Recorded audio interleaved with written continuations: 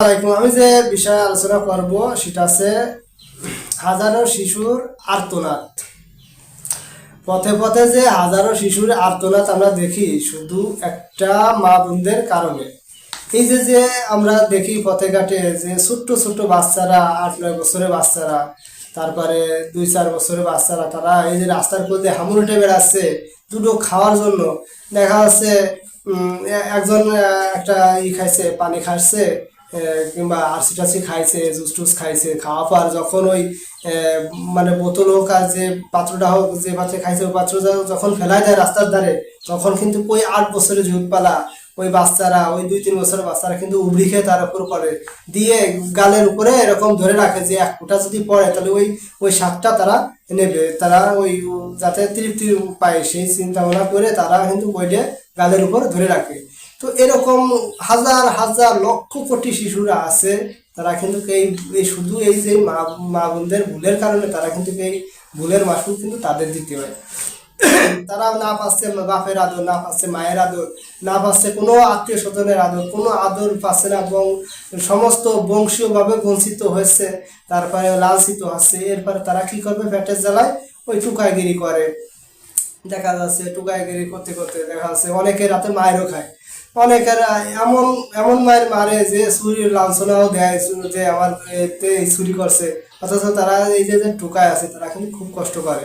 ছোট ছোট বাচ্চারা দেখা যাচ্ছে পেটের জ্বালায় দিন ভরে থালা বাসন মাইজে যাচ্ছে হোটেলে, আর দিন ভরে থালা বাসন মাইজে যে আবার কি করছে, 3 বেলা 3 মুঠো ভাত দিচ্ছে, তারা কিন্তু টাকা পয়সা কিছুই দিচ্ছে না। আবার দেখা যাচ্ছে এই যে যে ঈদের সময় আসে, ভালো ভালো কাপড় চোপড় মানুষ কেনে, তারা কিন্তু ছিঁড়া কাপড়, ছিঁড়া প্যান্ট পায়জামা এগুলা কিন্তু সে আইনে আইনে পরে, কারণ তারা কেনার টাকা নাই, সামর্থ্য নাই। কি কারণে? শুধু ওই যে মানে মা বোনদের কারণে।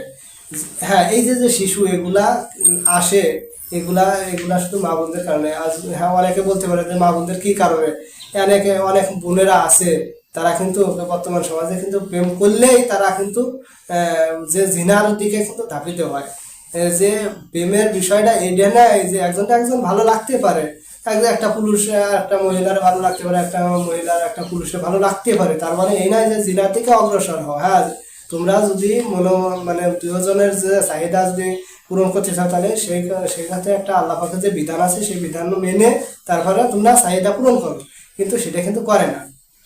কি করছে এই বোনেরা, এই যে ভাইয়েরা কি করছে, যখন একটা প্রেম করার পর দেখা যাচ্ছে তারা নির্জন এলাকায় চলে যাচ্ছে, তারা কথা একে অপরকে বলে বলে তারপর নির্জন এলাকায় যাচ্ছে, তারা অপকর্মে লিপ্ত আছে। এই অপকর্মের ফল, ওই অপকর্মের ফল কিন্তু ওই বাচ্চাগুলো, এই বাচ্চাগুলো যখন একটা পেটে ধারণ হয় সেটা কিন্তু যার সন্তান হয়ে যায়, যার সন্তান হিসেবে হোক আর যেভাবে হোক, কিন্তু যখন একটা মায়ের পেটে মানে আইসে যায় বাচ্চাটা, তখন কিন্তু ওই বাচ্চা না এমন কায়দায় চলে আসে যে সেই সময় অ্যাবর্শন করানো যাচ্ছে না। হাজারো হাজারো মহিলারা আছে অ্যাবর্শন করাচ্ছে, অথচ এমন সময় আছে যে অ্যাবর্শনটা করানো যাচ্ছে না, করালে ওই মা কিংবা ওই বোনের বড় ধরনের একটা মানে ক্ষতি হতে পারে, ঝুঁকিপূর্ণ একটা আছে, আশঙ্কা আছে। এগুলা কিন্তু ডাক্তার বলে দেয়। সেই ক্ষেত্রে কি করে, ওই 1 বছর 10 মাস 10 দিন ওই কি করে ঘরের ভিতর বন্দি হয়ে থাকে। থাকার পর যখন বাচ্চা কাচ্চা ওই ভূমিষ্ঠ হয়, হওয়ার পর ওই বাচ্চাটা কি করে রুমালি পেঁচায় সে কিন্তু ফেলায় দেয়। তো ফেলাই দিয়ে আবার তার কিন্তু মায়া যা লাগে না যে আমার আমার পেটে অবৈধ হোক, সে কিন্তু আমারই সন্তান, সে আমারই মানে আমার গর্ভে ধারণ করেছি, আমি পেট ছিঁড়ে মানে পেট ফেরে বার করছি, কিংবা যেভাবে হোক আমি তাকে আমি মানে জন্মগ্রহণ করাইছি, সে আমারই তো সন্তান, আমার পেটে ধারণ করেছি, আমি কেমনে তারে ফেলাই দিই।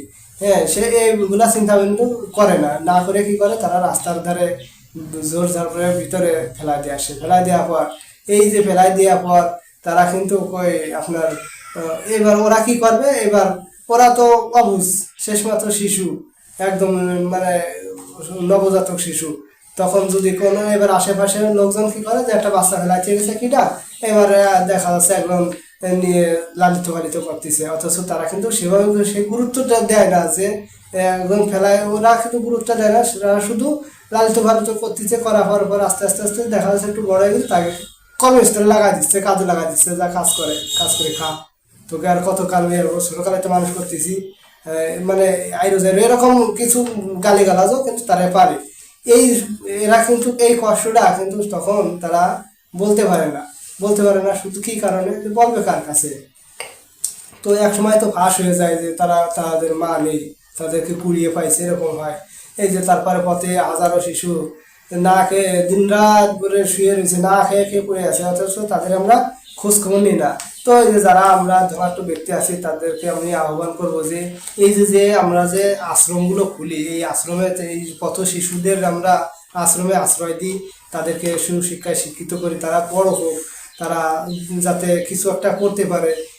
এই এই বিষয়গুলো আমি বলবো যে যারা কোটিপতি আছে, ধনাঢ্য ব্যক্তি আছে, তাদেরকে আমি আহ্বান করব যে এত টাকা, কত টাকা, কত পয়সা চলে যাচ্ছে, এই টাকা পয়সা কিছুই যাবে না সঙ্গে। তো এই যে যে পথচারী যে শিশুরা আছে তাদের পাশে আমরা সবাই দাঁড়াই, সে ছোট ফ্যামিলিতে হোক আর বড় ফ্যামিলিতে হোক।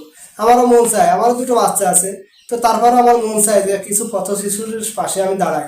তো এরকম যদি মন মানুষটা সবাই করে, ইনশাল্লাহ তাদের দুঃখ কষ্ট মলিন হবে, দূর হয়ে যাবে, আর দুঃখ কষ্টও থাকবে না। তো এই বিষয়গুলো আমরা লক্ষ্য রেখে চলবো, আর যাতে পথ শিশুদের কষ্ট না হয় সেই বিষয়গুলো আমরা লক্ষ্য রাখবো ইনশাল্লাহ।